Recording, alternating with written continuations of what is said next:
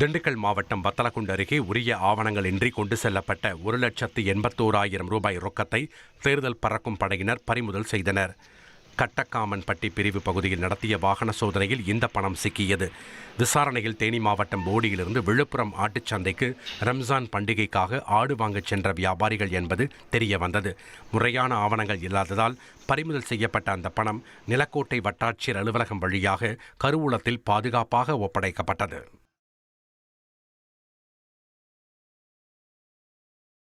திருச்சி மாவட்டம் முசிறி மற்றும் துறையூர் பகுதிகளில் தேர்தல் பறக்கும் படையினர் நடத்திய வாகன சோதனையில் உரிய ஆவணங்கள் இன்றி கொண்டு செல்லப்பட்ட 2,25,000 ரூபாய் ரொக்கம் பறிமுதல் செய்யப்பட்டது.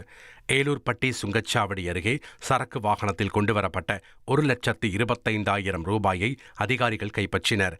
இதேபோல் துறையூர் பகுதியில் ஆட்டோவில் கொண்டு செல்லப்பட்ட 1,00,000 ரூபாயும் பறிமுதல் செய்யப்பட்டு தேர்தல் நடத்தும் அலுவலரிடம் ஒப்படைக்கப்பட்டது.